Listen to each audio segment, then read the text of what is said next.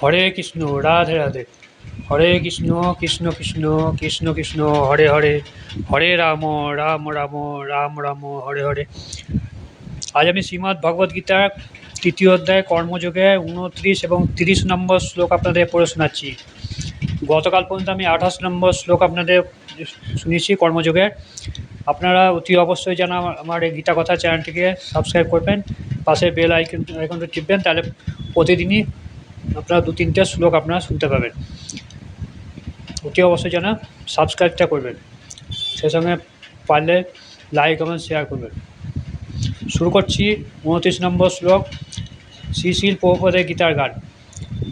গুণকর্মে আসক্তি সে গুণেতে সংগ্রহ, পাকিত নিজকে ভাব মানে সেই কার্য দৃঢ়।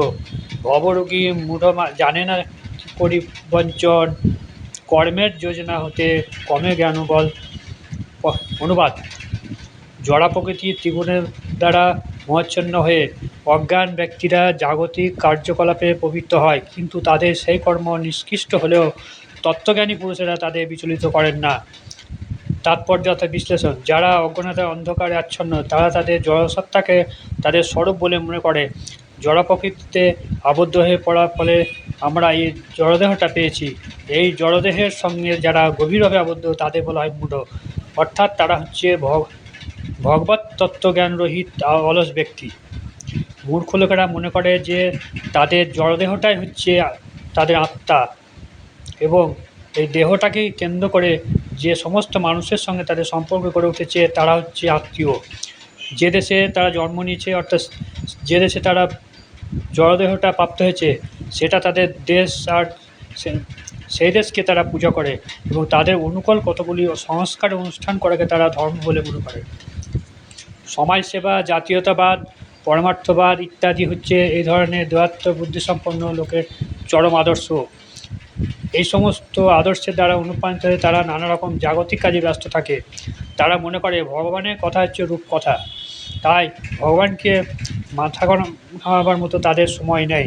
এই ধরনের মোহাচ্ছন্ন মানুষেরা অহিংসা নীতি ইত্যাদি দেহগত হিতকর কার্যে ব্রতী হয়, কিন্তু তাতে কোনো কাজ হয় না।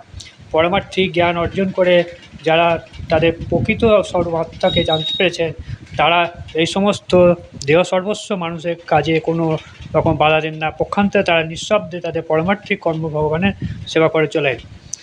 যারা অল্প বুদ্ধি সম্পন্ন, তারা ভগবত ভক্তি মর্ম বোঝে না, তাই ভগবান শ্রীকৃষ্ণ উপদেশ দিয়েছেন তাদের মনে ভগবত ভক্তি সঞ্চার করার চেষ্টা করা, অনর্থক সময় নষ্ট না করতে। কিন্তু ভগবানের ভক্তরা ভগবানের চাইতেও বেশি কৃপালু, তাই তারা নানা রকম দুঃখ কষ্ট সহ্য করে সমস্ত বিপদকে অগ্রাহ্য করে সকলে অন্তরে ভগবত ভক্তি সঞ্চার করার চেষ্টা করেন, কারণ তারা জানেন যে মনুষ্য জন্ম লাভ করে ভগবত ভক্তি সাধন না করলে সে জন্ম সম্পূর্ণ বৃথা।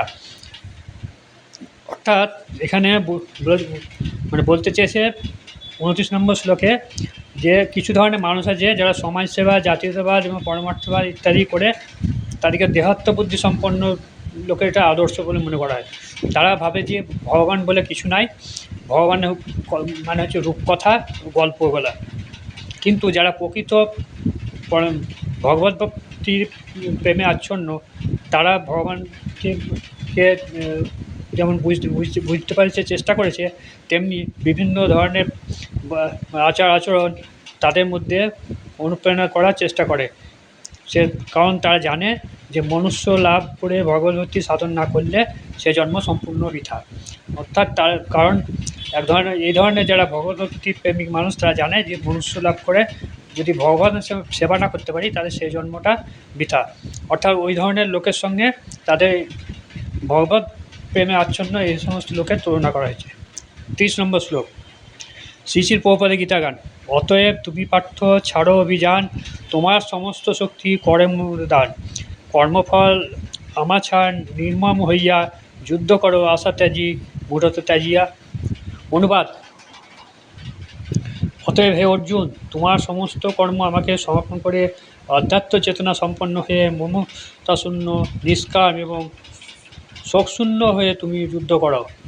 তাৎপর্য: এই শ্লোকে স্পষ্টভাবে ভগবদ্গীতার উদ্দেশ্যে বর্ণনা করা হয়েছে। এখানে ভগবান আদেশ করছেন সম্পূর্ণভাবে ভগবত চেতনায় উদ্বুদ্ধ হয়ে কর্তব্য কর্ম করে যেতে হবে। সৈনিকেরা যেমন গভীর নিষ্ঠা এবং শৃঙ্খলার সঙ্গে তাদের কর্তব্য কর্ম করে, মানুষের কর্তব্য হচ্ছে ঠিক তেমনভাবে ভগবানের সেবা করা। ভগবানের আদেশকে কখনো কখনো অত্যন্ত কঠোর বলে মনে হতে পারে, কিন্তু তার আদেশ পালন করা হচ্ছে মানুষের ধর্ম, তাই আমাদের পালন করতেই হবে। জীবের স্বরূপ হয় কৃষ্ণের নিত্যদাস, তাই ভগবান শ্রীকৃষ্ণের সেবা না করে মানুষ যদি সুখী হওয়ার চেষ্টা করে, তার সেই চেষ্টা কোনোদিন সফল হবে না।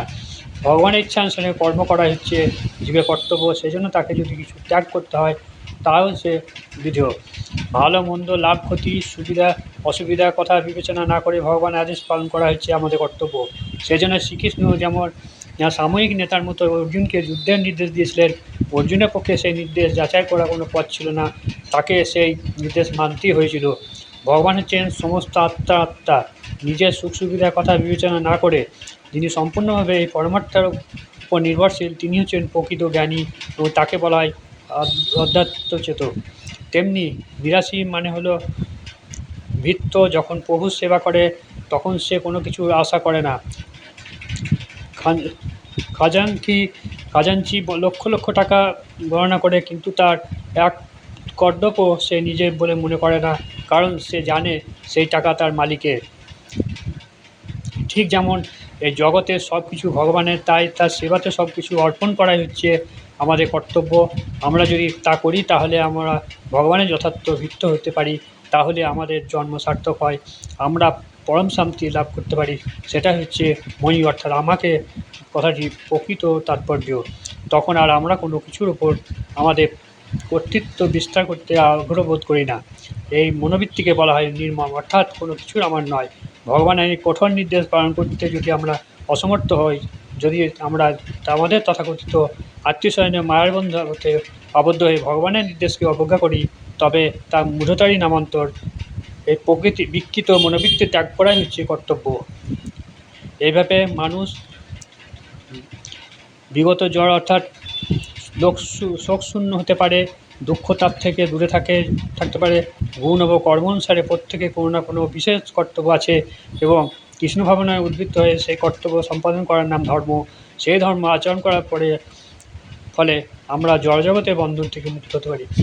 30 নম্বর শ্লোকে আমরা কি দেখতে পেলাম? 30 নম্বর শ্লোকে বলছে যে জীবের স্বরূপ হয় কৃষ্ণের নিত্যদাস, তাই ভগবান শ্রীকৃষ্ণের সেবা না করে মানুষ যদি সুখী হতে চেষ্টা করে, সেই চেষ্টা কোন সফল হবে। অর্থাৎ শ্রীকৃষ্ণর সেবা করাটা হচ্ছে আসল। শ্রীকৃষ্ণের সেবা না করলে পরে, সেই ভগবত প্রেমে না জাগলে পরে সে মনুষ্য জন্ম ব্যর্থ। যেমন এখানে শ্রীকৃষ্ণকে অর্জুন বারবার বুঝিয়েছিলেন যে তাকে যুদ্ধ করাটা, কিন্তু তিনি যুদ্ধ করতে চাইছিলেন না, কারণ একাগ্র চিত্তে এখানে যেমন বলা হয়েছে যে অর্জুনকে শেষে যুদ্ধ করতে বাধ্য হয়েছিলেন। তিনি বারবার বোঝানোর ফলে ভগবানের প্রতি বিশ্বাস রেখে তিনি কুরুক্ষেত্রের যুদ্ধে অবতীর্ণ হয়েছিলেন। অর্থাৎ এখানে এভাবে মনুষ্য বিগত জ্বর অর্থাৎ শোকশূন্য হতে পারে, দুঃখতাপ থেকে দূরে থাকতে পারে। গুণ এবং কর্ম অনুসারে প্রত্যেকেই কোনো না কোনো বিশেষ কর্তব্য আছে এবং কৃষ্ণ ভাবনায় উদ্বুদ্ধ হয়ে সেই কর্তব্য পালন করার নাম হচ্ছে ধর্ম। তার ধর্মটা কি? গুণ ও কর্ম অনুসারে প্রত্যেকের কোনো না কোনো বিশেষ কর্তব্য আছে। এটা হচ্ছে কৃষ্ণ ভাবনায় উদ্বুদ্ধ হয়ে সেই কর্তব্য নাম হচ্ছে, অর্থাৎ কৃষ্ণ ভাবনায় আবদ্ধ হয়ে গেলে সেটা হচ্ছে তার নাম সম্পাদন করার নাম হচ্ছে ধর্ম। এই ধর্মাচরণ করার ফলে আমরা জড়জগতের বন্ধন থেকে মুক্ত হতে পারি। কৃষ্ণের সঙ্গে ভগবত ভক্ত প্রেমে আচ্ছন্ন হলে পরে, অর্থাৎ এই ধর্ম আচরণ করলে আমরা কৃষ্ণর বন্ধন থেকে, আমরা জড়জগতের বন্ধন থেকে মুক্ত হতে পারব। আমার এই শ্লোকগুলো পড়া আপনাদের কেমন লাগছে? যদি ভালো লাগে তাহলে অতি অবশ্যই যেন লাইক, শেয়ার এবং সাবস্ক্রাইব করবেন এবং লিখবেন জয় শ্রীকৃষ্ণ। রাধে রাধে, নমস্কার।